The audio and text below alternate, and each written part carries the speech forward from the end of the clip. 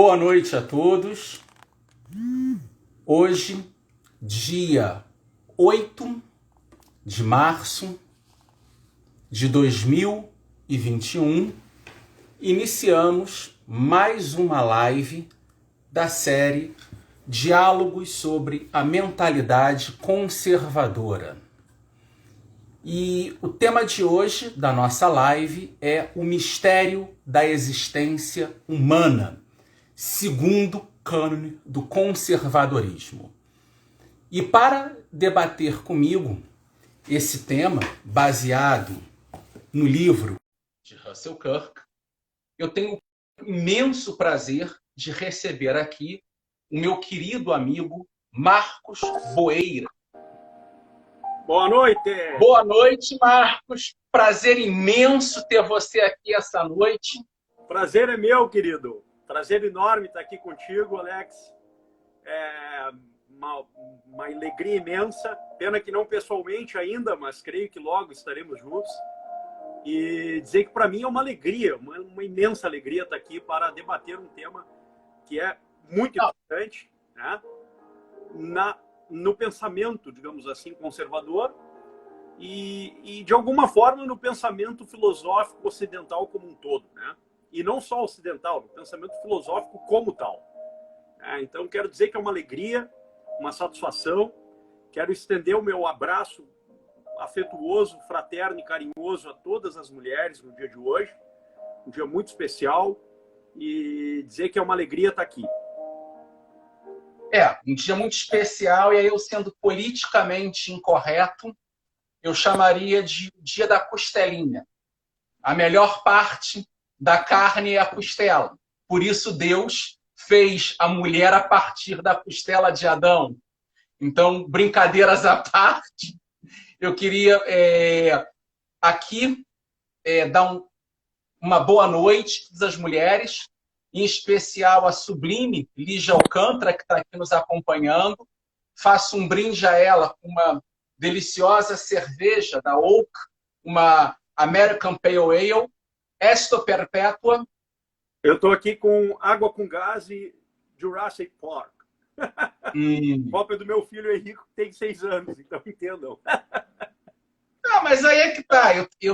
Eu tenho já 94 anos e não largo os meus bichos de pelúcia, meus desenhos animados, então isso aí não tem problema, porque eu acho que não devemos perder esse nosso lado também da inocência da infância. Isso é muito importante. Sem dúvida. Marcos, você é um amigo querido, um irmão. E eu lembro, até hoje, de uma noite, no mês de setembro de 2002, quando eu fui ministrar uma palestra em Porto Alegre para o Instituto de Estudos Empresariais, e 3 guris, Paulo Sanchotene, na época um objetivista, revolucionário, ANCAP, hoje um fegliniano, amadureceu, Ricardo Santos Gomes, um liberal clássico, que hoje é vice-prefeito de Porto Alegre, e mantém a trajetória dele nesse pensamento liberal clássico, e você, Marcos Boeira, na época já um tomista, um conservador que defendia a liberdade, sabia pegar o que havia de bom no liberalismo, mas era desconfiado, desde aquela época, dos excessos de um racionalismo liberal. Eu acho que a esquerda me vacinou um tanto em relação a isso. Quando eu te conheci, você não era mais de esquerda. Da esquerda, né? Exatamente. E essa nossa amizade de já quase 18 anos, eu tive uma honra imensa de acompanhar todo o teu avanço intelectual nesses anos, o fim da tua graduação, o teu mestrado, se tornar professor, primeiro em Curitiba, depois em São Paulo, o teu doutorado, retornar para o Rio Grande do Sul, primeiro na PUC, agora na URGS.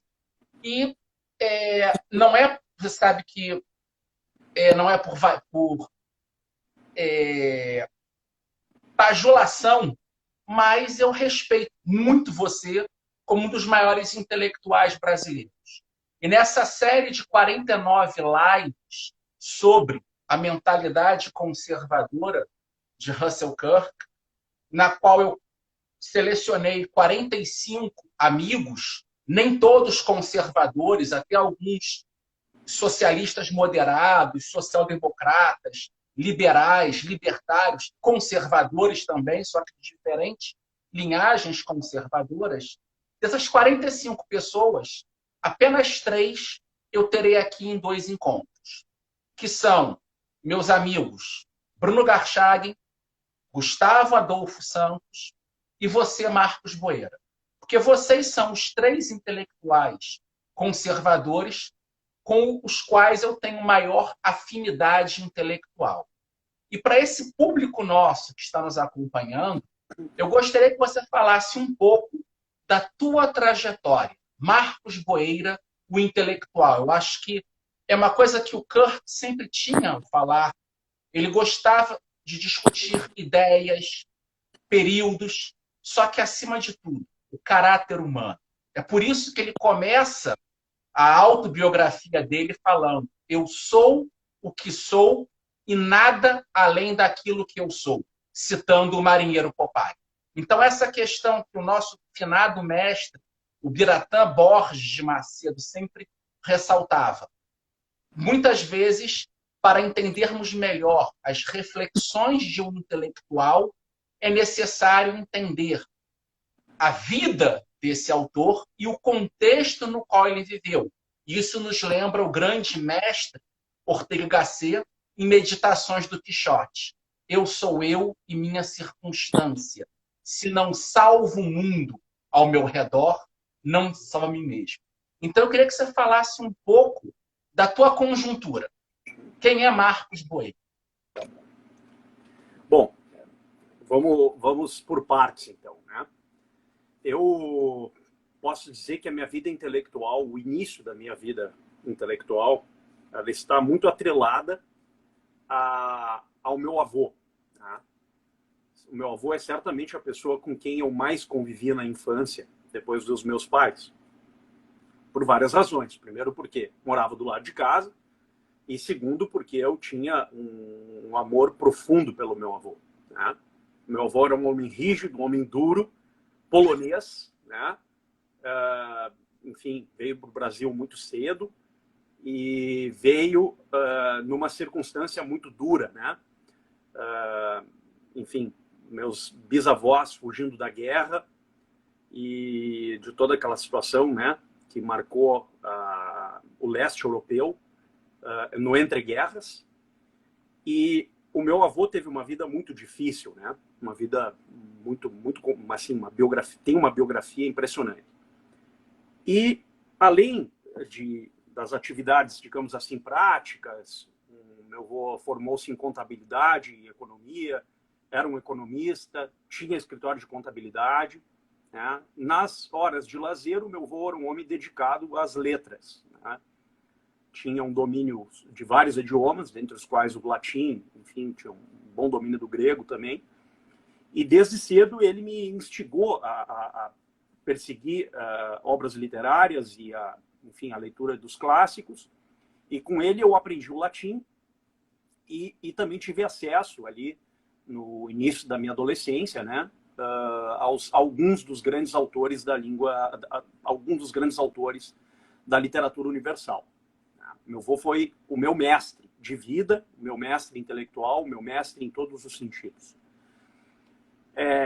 Por conta da vida que ele teve e das histórias que eu ouvia dele quando criança, né, e quando adolescente, já no início da adolescência, 3 áreas de interesse começaram a aparecer assim de maneira muito premente, né, na minha vida.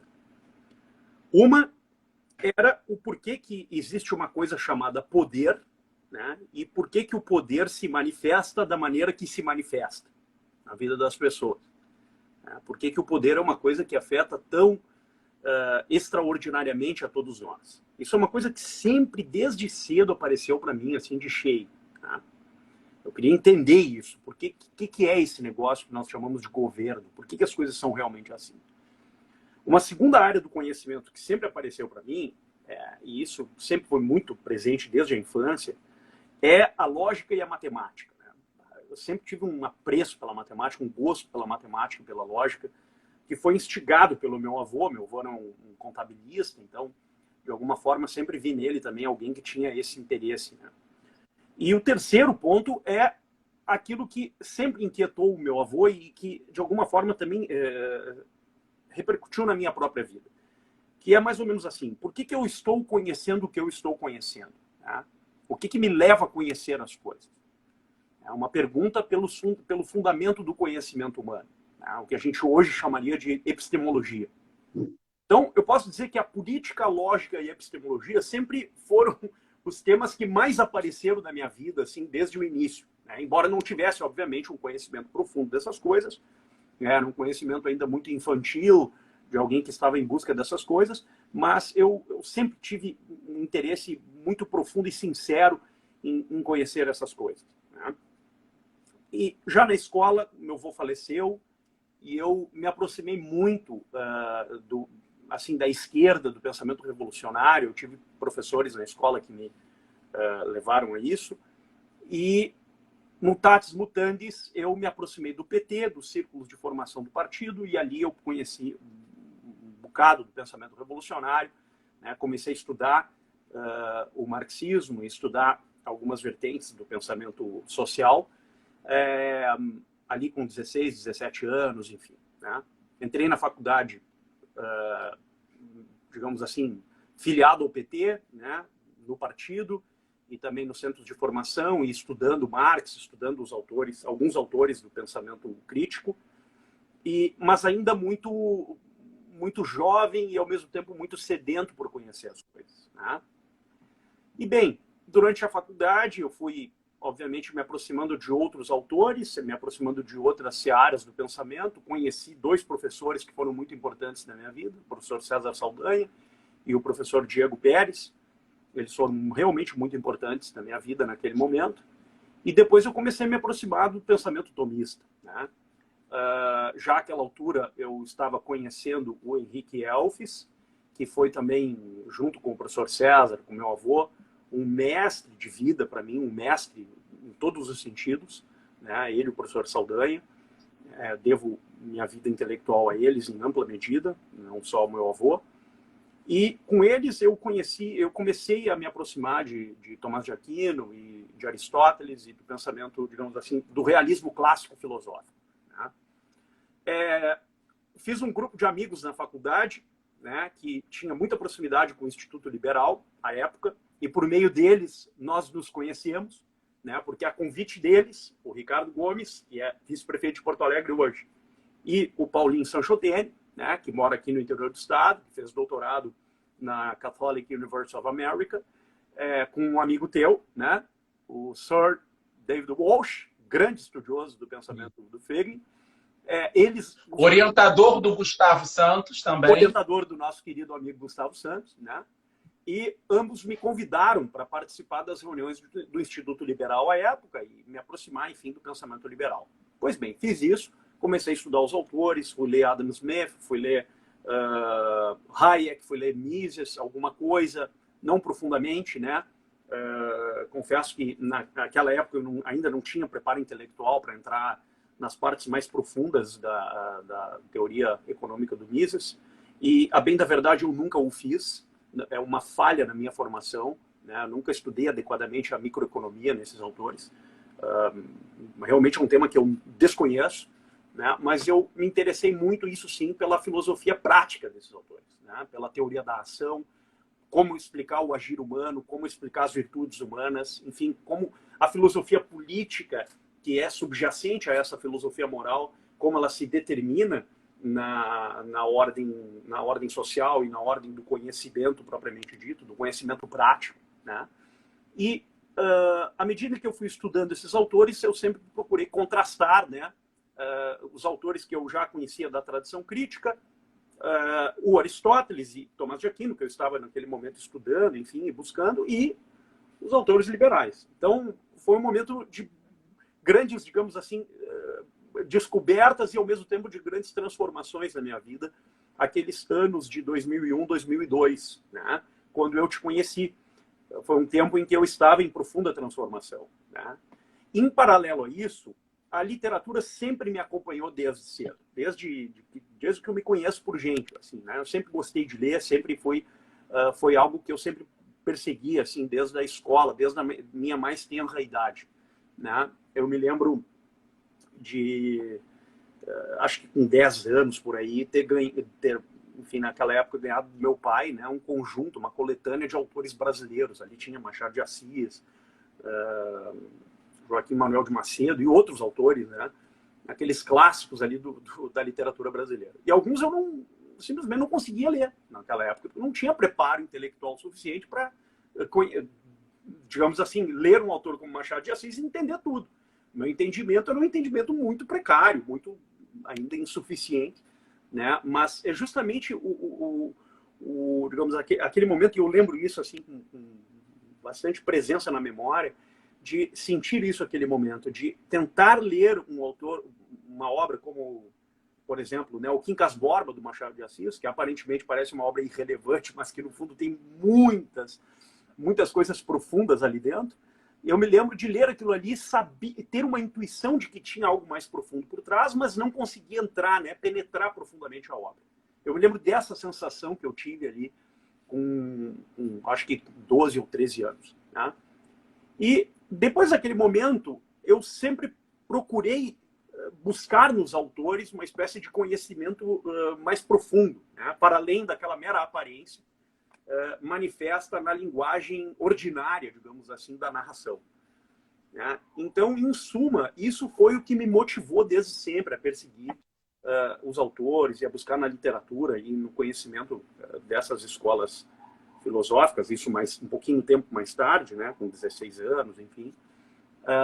Foi basicamente isso que me motivou a começar a minha vida intelectual. E aí, claro, depois disso, a minha formação acadêmica, eu fiz ela em parte na filosofia política, em parte na filosofia da lógica, né?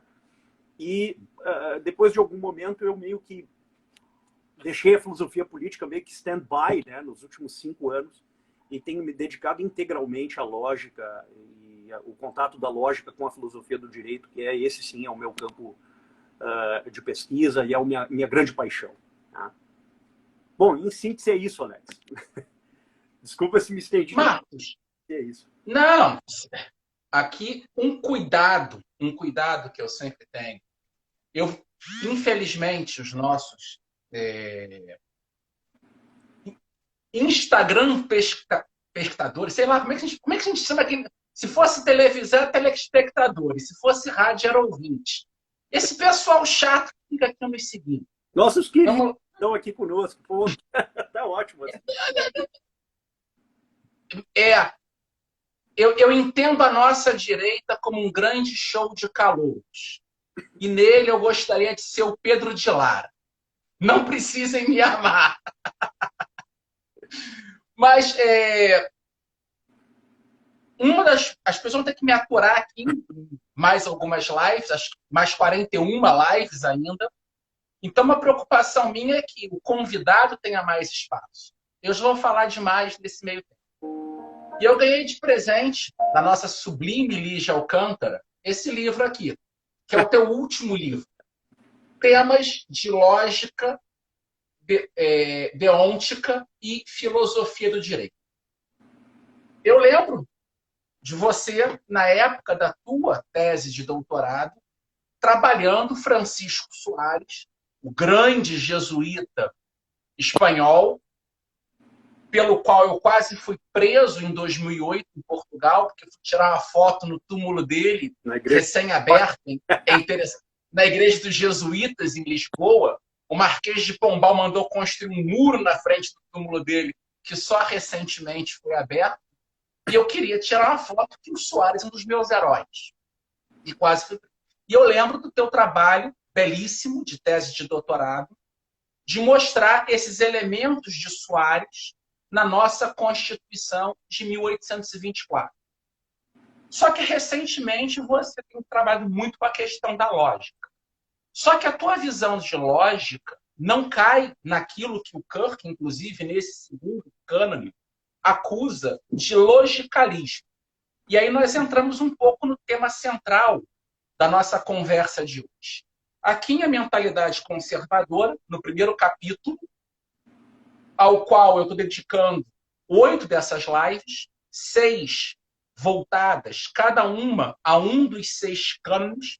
O primeiro na semana passada, com Jonas Madureira, o segundo contigo hoje, o terceiro na próxima semana com o Dr. José Carlos Sepúlveda, o quarto na semana seguinte com meu querido padrinho Biratã Jorge Ório, o sexto, o quinto com o nosso amigo Paulo Cruz, e o sexto com o nosso querido Maurício Rigg, e depois mais 2 lives discutindo a mentalidade progressista, ao qual esse conservadorismo de matriz burkeana, kirkiana se levanta.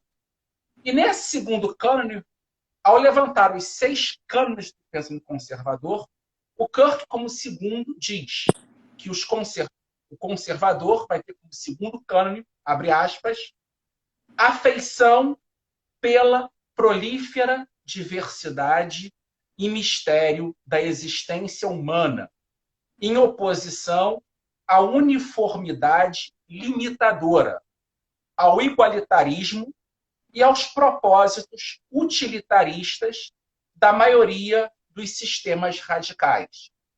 Os conservadores resistem ao que Robert Graves chama de logicalismo na sociedade.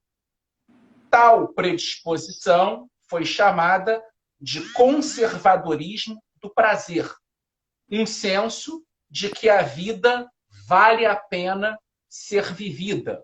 Segundo Walter Bagehot, a fonte adequada de um conservadorismo vibrante.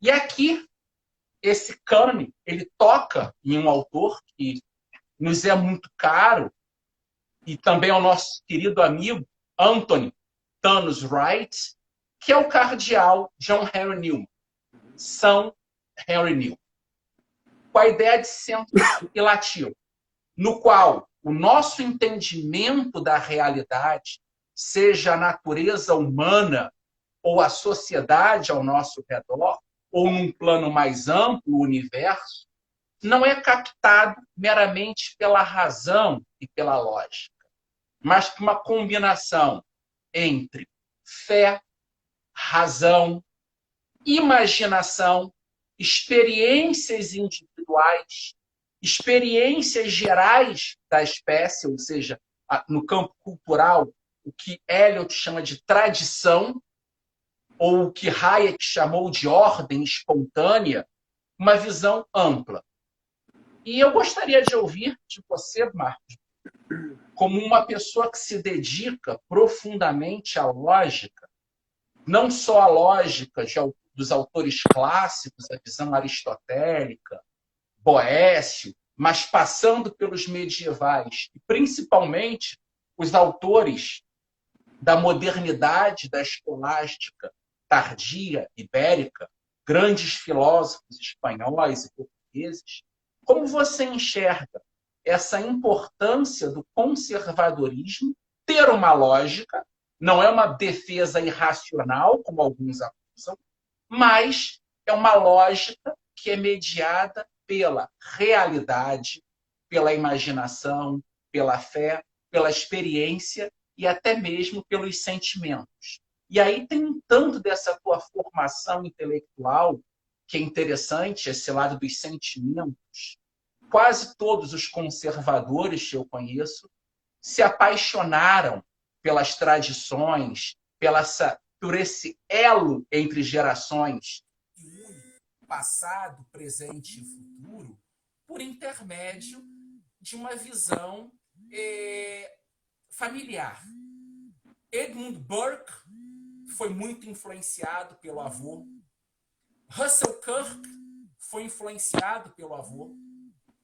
Nosso amigo Bruno Garchagen foi influenciado pelo avô. Eu fui influenciado profundamente pelos meus avós. tanto paterno quanto materno, e você a mesma coisa. Então, eu queria que você falasse um pouco sobre essa visão do conservadorismo, essa questão dessa proliferidade, dessa questão do mistério da natureza humana, essa questão da pluralidade que a cultura nos dá e que está calcada não apenas numa visão racional, mas num escopo maior. Bem, vamos lá. Essa pergunta, obviamente, ela apresenta para nós um cardápio de possibilidades, né? Um cardápio de possibilidades analíticas, eu quero dizer, porque nós poderíamos enfrentá-la de diversos ângulos. E eu vou optar por um ângulo que me parece decisivo nessa análise e que mostra uma espécie de correspondência total entre a ordem da sociedade e a ordem interna ou interior do ser humano, que é o que eu vou chamar de antropologia filosófica, né? Normalmente, as linhas que definem o pensamento político, elas ou partem de maneira consciente de uma antropologia filosófica, isto é, de uma compreensão a respeito da natureza humana e o que é o ser humano, ou elas partem de modo inconsciente a respeito do que é a natureza humana, que é, portanto, a condição do ser humano na história e na sociedade. Lembremos que toda grande filosofia política, ela só pode subsistir tendo em vista um modo segundo o qual o ser humano se realiza no tempo e no espaço. E se nós tomarmos uma linha, pelo menos, do pensamento conservador, esta linha, vejam o que eu vou dizer, não é que ela se coaduna, ela pode se coadunar com uma antropologia filosófica que tem como base constitutiva a tese de que a natureza, o ser humano é, em princípio, um mistério. Lembremos as três clássicas perguntas do Santo Agostinho. Ou seja, eu sei que eu sou, porque eu tenho ciência de que eu estou aqui. E o que me dá ciência de mim é um negócio chamado consciência, que nada mais é senão uma ciência participada, uma consciência. A pergunta, então, o que eu sou me leva a compreender que eu tenho ciência de mim. Mas quando eu pergunto quem eu sou e para que eu sou impelido a projetar uma noção a respeito da minha própria identidade e um motivo para o qual essa identidade subsiste na realidade. E são justamente essas duas perguntas que nos levam à constatação de que há um certo mistério na nossa condição humana. Um mistério que, em parte, é manifesto. Por exemplo, vamos pegar aqui uma autora, a Hannah Arendt, por exemplo. Lá na Condição Humana, ela nos diz assim, o que é a condição humana? Labor, trabalho e ação. Labor é a dimensão da própria subsistência, da economia.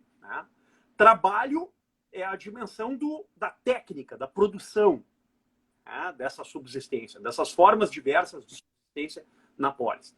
E a ação corresponde ou implica no domínio da política, da polis, do agir conjunto dos seres humanos no espaço público.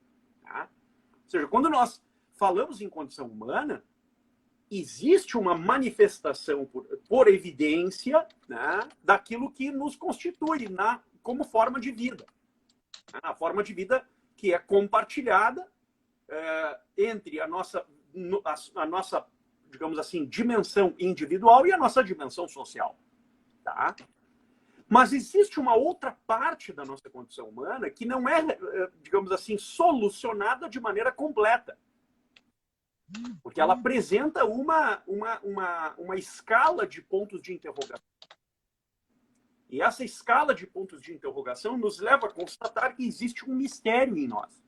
Um mistério que não é absolutamente solvido, mas que é, em parte, manifesto mediante o esforço filosófico, o esforço racional. Tá? E a filosofia foi mostrando boa parte desse repertório que constitui o ser humano. Tá? Por exemplo, nós constatamos com Aristóteles, e mesmo já com Platão, né? Em vários diálogos o Platão manifesta isso que eu vou falar aqui, mas o Aristóteles manifesta de maneira taxonômica, né? Classificando os conceitos, apresentando as definições, sobretudo no De Anima, de que nós temos algumas faculdades da nossa alma que correspondem ao nosso corpo e algumas faculdades da alma que são da própria alma em si mesma considerada. Tá? Por exemplo, nós temos sentidos, nós temos instintos, nós temos imaginação, nós temos intelecto, e o intelecto tem certas operações. Tá? E as operações do intelecto correspondem àquilo que nós chamamos de razão. O que é a razão? A razão não é o intelecto. A razão é o modo de operar do intelecto. Isso é a razão. Por isso os latinos distinguem intelecto e ratio. E os gregos distinguem nous e dianoiesis. Tá? E aonde é que a lógica entra nisso? A lógica entra nisso de cheio, porque a lógica corresponde a um vínculo entre certos princípios que a razão universal postula ao modo transcendental, princípio de identidade, princípio de não contradição, princípio do terceiro excluído, princípio de que o todo é maior que a parte, e outros princípios evidentes por si mesmos. E desses princípios, a lógica conduz o raciocínio para certas conclusões. Tá? Então, o que é a lógica? A lógica é a ética do pensamento. Porque ela constitui o modo correto de pensar segundo certos raciocínios. Uhum. Que dirigem o intelecto desde certos princípios para conclusões certas e verdadeiras. Ou, quando não certas, pelo menos prováveis. Ou, quando não prováveis, pelo menos verossímeis. Então, a lógica desempenha uma tarefa absolutamente decisiva no modo de ser humano. Porque se o modo de ser humano é o de ser animal racional, como diz o Aristóteles, então compete ao ser humano uma forma de vida que é excelente na medida em que essa excelência seja avaliada e determinada pelo intelecto e pelas suas operações. Então, a lógica constitui uma parte decisiva de nós mesmos. Tá? E, portanto, uma filosofia civil, como uma metafísica, como uma ontologia, como uma física, serão melhor exploradas e constituídas como ciências e como áreas do saber que são, na medida em que a lógica esteja como que organizando o pensamento entre essas conclusões, os princípios e o modus ratiocinandi, como vamos dizer assim, propriamente dito, que constitui essas áreas do saber. É como se a lógica fosse uma coluna vertebral por trás da divisão da ciência. Tá? E por trás da divisão dos saberes em geral. Há um ser humano que persegue a sabedoria, é mister que essa sabedoria observe a memória atinente ao passado e, ao mesmo tempo, projete esse saber acumulado para o futuro. Uhum. Como uma espécie de juízo e baliza sobre as conquistas do futuro. Que, quando, porventura, apresente modos diversos e novos de ver o mesmo fenômeno com maior veracidade, que se faça, então, o exercício de avançar na ciência e colocar aquilo que não mais serve no tesauros, né, ou no patrimônio daquela sabedoria acumulada na civilização. O problema é que nós temos uma tendência, sobretudo na sociedade atual, de dizer que todo o passado não presta e todo o futuro presta. Tá? Sendo que, no fundo... É o dilema entre os reacionários e os revolucionários, Claro. que nos leva ao nosso grande mestre João Camilo Oliveira Torres. Claro, o que o João Camilo chama quando classifica ali a sua filosofia da história? Ele chama essa distinção, né, no fundo, é uma distinção que apresenta resultados muito semelhantes. Por quê? Porque compete ao saber e à sabedoria, à prática da sabedoria, um olhar efetivo sobre a realidade circunstancial e sobre a realidade transcendental. Por isso, nesse sentido, existem muitas contribuições de autores diversos para esta área do saber chamada lógica. Autores que não são conservadores, que estão muito longe disso, mas que aportam noções fantásticas, eu diria, para o pensamento da lógica em geral.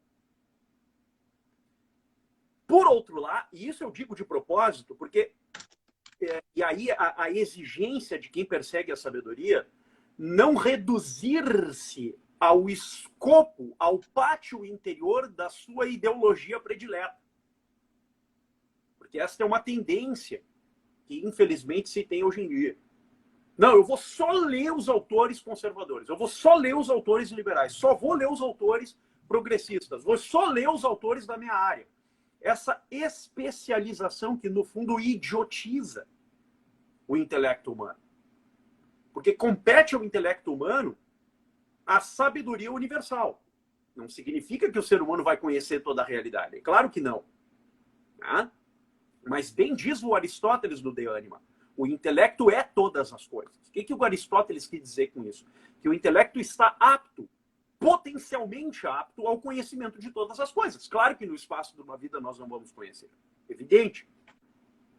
Mas nós temos de ter essa abertura à realidade das coisas.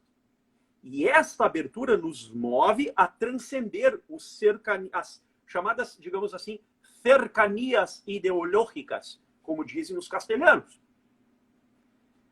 Compete, portanto, aquele que pretende conservar o patrimônio da sabedoria, esta abertura ao diferente, abertura ao futuro. Que não significa uma aceitação tout-court, cega, irracional e inconsciente de tudo o que vem. É justamente isso o que define, do meu ponto de vista, pelo menos, o conservadorismo nestes termos que coloca o Kirk. Que é um conservadorismo aberto e não fechado.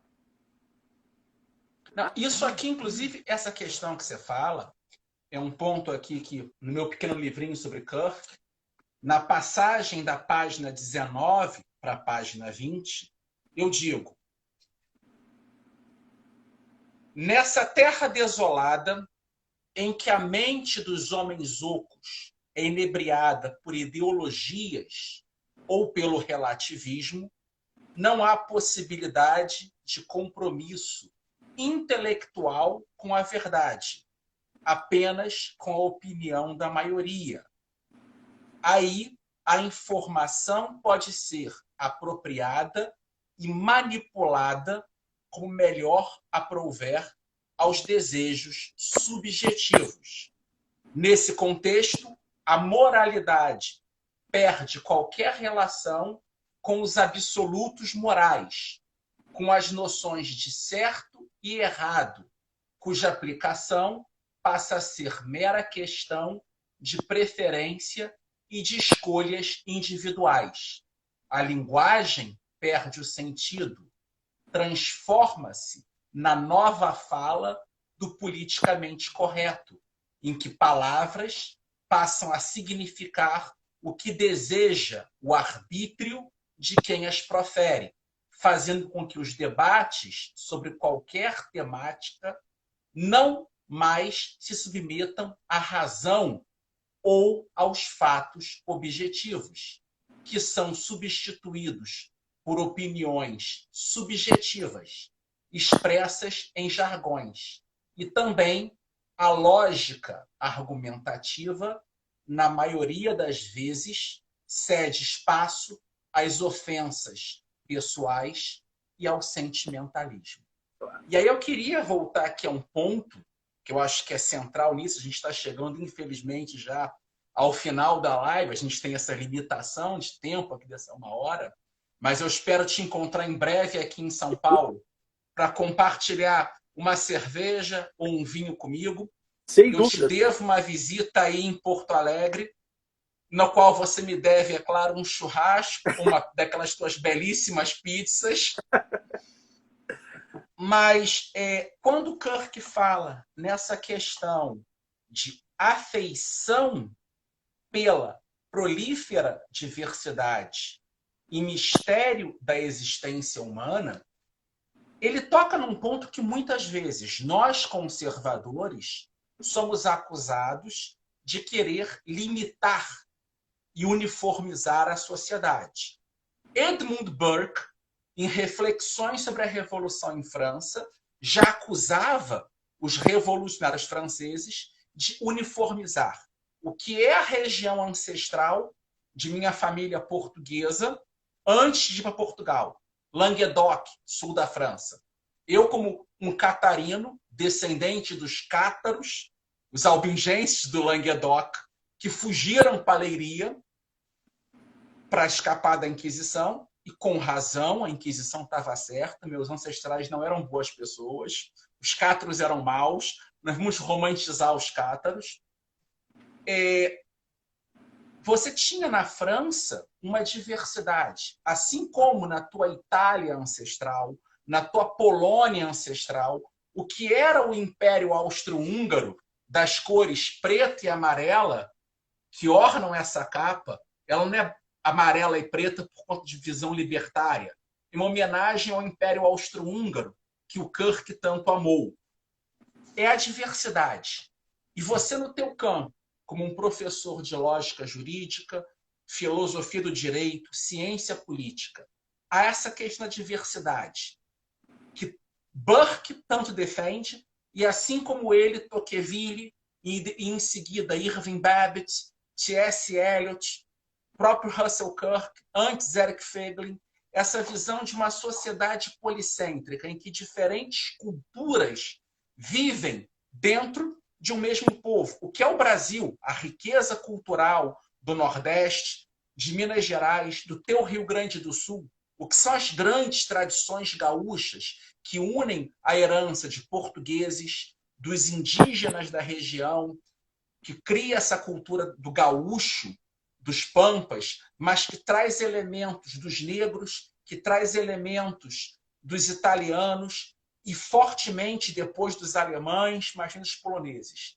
Essa diversidade, esse mistério da vida, que é uma cultura plural. E que, na verdade, o que a esquerda quer, esse politicamente correto, é uma uniformização, no qual o pluralismo, na verdade, é um pluralismo preso a ideologias. O que o conservador de fato quer é essa variedade cultural. É o samba de um Cartola, é o baião de um Luiz Gonzaga, é um gaúcho da fronteira aí no Rio Grande do Sul e outros grandes músicos. Você poderia falar um pouco dessa relação entre cultura e política e conservadorismo? E pode, por favor, falar um pouco de um dos autores que você ama muito e também gosto, que é Dostoiévski, que mostra essa riqueza, essa leitura da natureza humana por intermédio de uma cultura plural, que as particularidades não destroem essa verdade universal. Bom, em primeiro lugar, assim, esse é um tema altamente fundamental para a filosofia política, né? Eu não creio que toda a esquerda, assim como eu também não creio que toda a direita tenha uma visão, assim, pretensamente uniformista da realidade. Eu creio que há pensadores, tanto na direita como na esquerda, que defendem o pluralismo. Eu mesmo conheço vários deles, inclusive autores da Escola de Frankfurt, que são excelentes, que fazem análises, do meu ponto de vista, extraordinárias sobre esse ponto específico. Lembremos, por exemplo, do Honneth, que tem uma obra sobre a luta pelo reconhecimento, que é uma obra que me parece muito cuja conclusão é muito conforme essa ideia da pluralidade. Né? Ou seja, de que... Eu lembraria aqui, inclusive, 3 autores marxistas que me agradam muito e vez ou outra eu dialogo com eles, que são Karl Mannheim. Perfeito. Outro. Ideologia e Utopia, né? Mikhail Bakhtin. Aqui e... Estética da Criação Verbal. Um livraço. E o Terry Eagleton. Que o Terry Eagleton é uma espécie de um T.S. Eliot no marxismo. Tanto que os debates entre o Roger Scruton e o Terry Eagleton são riquíssimos. E o Scruton tinha essa grandiosidade de saber dialogar com o Terry Eagleton, discordar, mas chegar em pontos comuns. Claro. Então, perfeito. É isso que eu entendo também. Eu entendo que, independentemente do ponto de partida que você opte para analisar a sociedade, a ordem civil, existem certos postulados que são compartilhados, né? Porque essa ideia da uniformidade, assim como a ideia da pluralidade, o grande dilema é aonde está a régua, né? Aonde está o limite entre uma coisa e a outra. O que deve ser uniformemente aceito e o que não deve ser. Aí consiste basicamente todo o desacordo existente, né? todo o dissenso. E me parece que quando nós olhamos para aquilo que deve ser compartilhado, existem coisas que de fato são compartilhadas universalmente. Tá? Claro, com raras exceções patológicas do campo da política, né? O Dostoiévski, por exemplo, numa obra muito importante chamada Os Demônios, né? Ele mostra bem esse estado, esse state of affair, né? Ou seja, esse estado de coisas onde um grupo revolucionário toma o poder apenas para a manutenção do poder, independentemente de qualquer compartilhamento, digamos assim, em certos bens. Pelo contrário, existe uma tendência de justamente colocar esses bens por terra, né? Tendo em vista um projeto de poder hegemônico. E podemos pegar também toda a tradição autoritária, né? Que também tem essa pretensão de uniformização e de perseguição dos inimigos políticos, como existe do outro lado. Então, não me parece que esses sejam noções que possam ser explicadas de uma forma adequada, tendo em vista essa cercania ideológica da qual eu falava antes. Pelo contrário, exige de nós uma abertura, né, para o entendimento da realidade social de forma a considerar aquilo que está próprio na forma de vida de um ser humano em concreto e que, para a sua adequada transformação, a única coisa que nós sabemos que não deve imperar é a vontade do Estado sobre a vontade daquele ser humano em particular, né? E, de outro lado, certas exigências de justiça política que são determinantes para a vida comum. Tá? É imperioso que a ordem política lide com certas coisas. Nós podemos discordar sobre a maneira de lidar com essas coisas, mas é imperioso que a ordem política lide com determinadas coisas. Porque isso se determina em virtude ou em razão de certas exigências da vida social, né? Como já ensinava Aristóteles, já ensinava Tomás de Aquino, já ensinavam os grandes clássicos do pensamento humano. Então, eu creio que uma boa maneira de enxergar isso no Brasil deveria passar pela história do Brasil e por aqueles autores que historicamente interpretaram o Brasil nos seus rudimentos, né? E vejam, aqui quem está falando é um gaúcho, ou seja, alguém que talvez de todos os estados brasileiros, o único que tenha lutado para ser brasileiro tenha sido o nosso, e não uma vez, né? Então, eu digo isso assim com um sentimento de pertencimento à pátria, né? Ou seja, o entendimento sobre o que é ser brasileiro passa por um entendimento a respeito do modo como o Brasil foi interpretado, não só simbólica, mas antropologicamente, desde os seus rudimentos. E o conhecimento da história do Brasil e dos autores brasileiros é fundamental nesse processo. Então, eu creio que essa base que harmoniza bem a diversidade com certos bens básicos, supõe que nós consideremos certos bens comuns básicos, né, que são decisivos para a nossa própria forma de vida. Né? Por exemplo, vou usar aqui um autor que eu gosto muito dos sábios disso, o John Finnis. Né? O John Finnis nos diz assim, por exemplo, o conhecimento é um bem humano básico. Por que ele é bem humano básico? Ele é evidente por si mesmo. Né? Quer dizer, não importa se você é de esquerda, se você é de direita, se você é de centro, se você é isso, você é aquilo, você está perseguindo conhecimento. Isso é um bem básico. Tá? O ato de conhecer tem de ser um ato reconhecido para todo ser humano, porque isso constitui a sua forma básica de vida. Né? Agora, o modo como você vai reconhecer-se e reconhecer os outros, bom, isso é um problema posterior, ulterior ao reconhecimento desse bem básico. Né? Então, em suma, me parece que dialogar nesses termos é importante para nós notarmos o que pertence ao compartilhamento das formas de vida e o que compete justamente às individualidades, à pluralidade humana, à diversidade, que é tão importante e tão fundamental da mesma maneira. Né? Eu acho que nós já estamos nos aproximando do horário, infelizmente. Muito teria a ser dito, mas eu fico por aqui. Marcos, tem uma coisa que você fala, e sempre essa questão de uma visão de pluralidade, um autor que é muito caro a você também, que eu sei, que é o nosso querido J.K. Chesterton, ele relata muito bem isso em Ortodoxia. E o Chesterton dizia que depois de uma igreja, talvez o lugar que mais se pareça com uma igreja é uma taverna. Porque a taverna é aquela visão medieval. A carne, os queijos, o pão, a cerveja, o vinho, os cantos. E eu fiz recentemente com a nossa querida Lígia Alcântara, com a Tati Ska, com o Ed Cruz, uma live no dia 27 de fevereiro sobre o livro Bebo, Logo Existo, do Roger Scruton. E que é um livro que mostra que pior do que álcool num estômago vazio é o álcool numa mente vazia. E essa necessidade de termos referências culturais.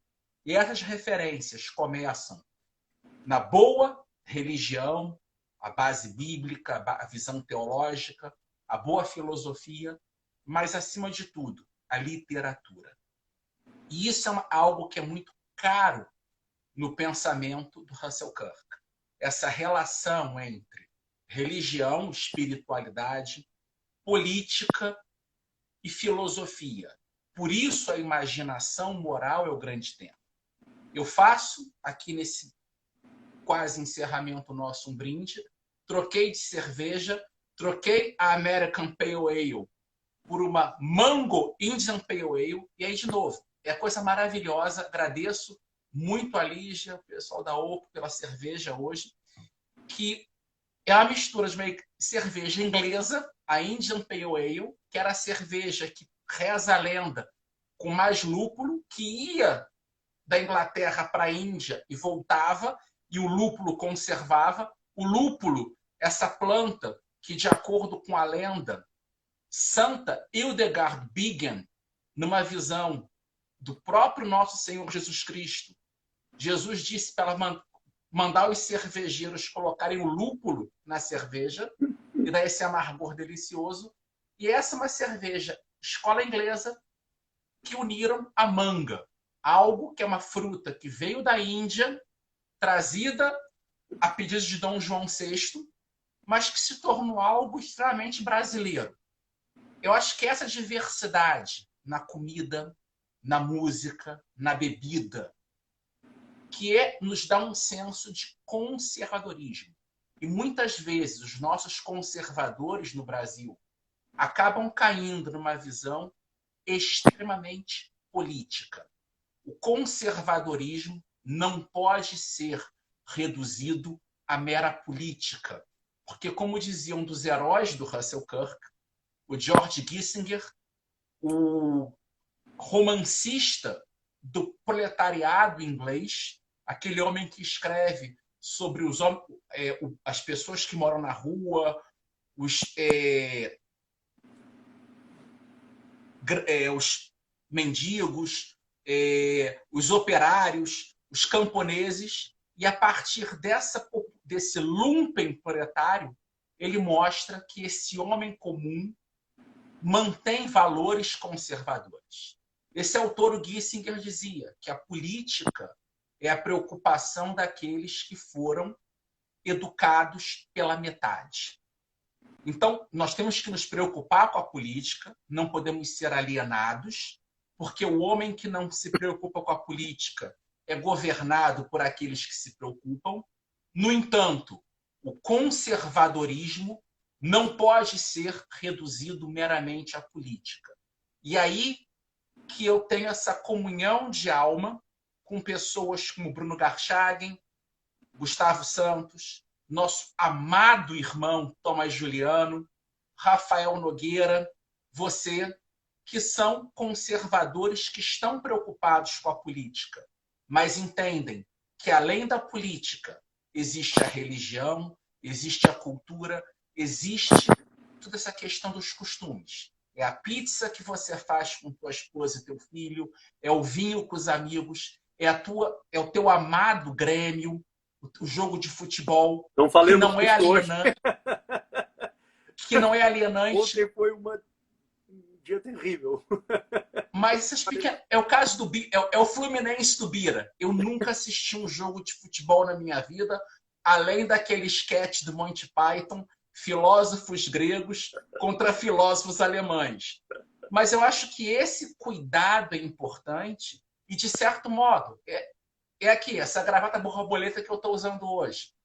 Essa bow tie é uma bow tie com os confederados americanos, um tema que eu vou discutir aqui com o nosso querido irmão Flávio Alencar, para quem eu escrevi hoje. Te mandou um abraço, Flávio. Mandou para ele. Em live hoje. Saudade dele. A gente tem que cobrar o Flávio, que ele tem que terminar a tese dele de doutorado, vai ser brilhante. Flávio é um grande intelectual, conheço esse guri desde que ele tinha 16 anos. Mas essa preocupação desses sulistas que está aqui, que é muito semelhante à visão de um Gilberto Freire em Casa Grande Senzala, e que foi inspirado por isso. E essa bow tie foi do meu libertário favorito, meu querido amigo Jeffrey Tucker, que deu de presente para Bruno Garchagen, que me deu de presente. E essa gravata eu tenho que usar ela durante 5 anos e depois passar para uma outra pessoa. É o acordo do Jeffrey. Ele usou por 5 anos, deu para o Bruno, que usou por 5 anos, eu vou usar por 5 anos e passar adiante. Mas isso é o quê? Tradições. E entre os amigos, isso é fundamental. Nós temos que criar isso. E os conservadores precisam se preocupar com política, mas muito mais com essas coisas permanentes que vão influenciar a política. Marcos, eu te agradeço muito por essa live de hoje. Estaremos juntos aqui de novo, numa segunda live nessa série. Eu queria deixar contigo as palavras finais, e é o seguinte: para cultivar as boas maneiras, já consegui com a cervejaria Oak, eu não vou ganhar nenhum centavo com isso. Mas quem comprar no delivery com esse cupom Alex25 tem 25% de desconto. E eu vou ficar caçando mais promoções desse tipo com outras cervejarias, vinhos, charutos, porque a vida vale a pena ser vivida. É isso que o Kirk, nesse segundo cânone, diz. E a gente tem que sair um pouco do pessimismo histórico nosso, e nós temos que ter certeza de que, independentemente das batalhas perdidas que nós vamos ter na política, a nossa guerra está ganha, porque no final o Imaculado Coração irá triunfar. Então, nós não é o sentido de Agostinho. Mesmo que o mundo nos decepcione, a eternidade, se nós soubermos guardar nossa alma dos males do mundo, nós poderemos ser salvos pela misericórdia dessa graça de Deus e ajudar a salvar os outros pelo testemunho. E aí eu cito aqui o grande Agostinho, que é uma paixão imensa minha e sei que tua também, foi a nossa live com o padre Ricardo Marques, em que nós três defendemos as Confissões de Agostinho como livro que todo conservador deve ler.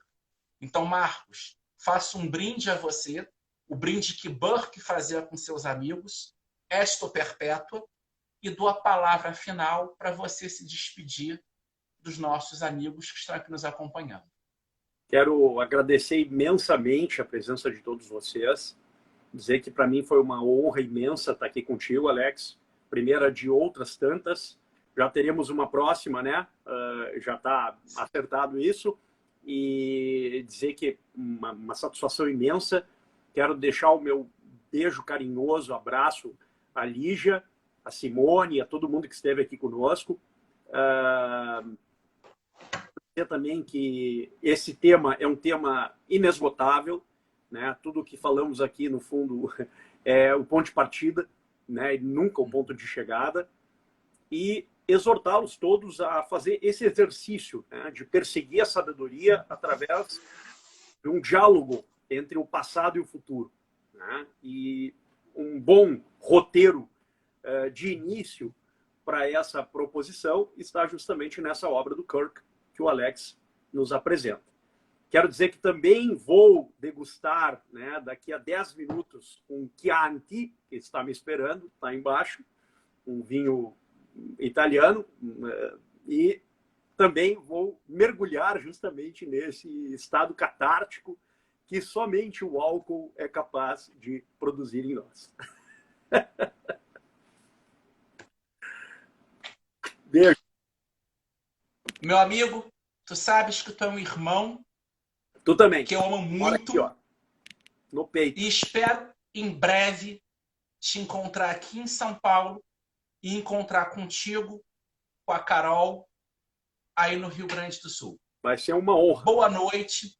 Fica com Deus. Você também. Rezemos uns pelos outros. Sem dúvida. Um abração. Até a próxima. Beijão em todo mundo. Valeu.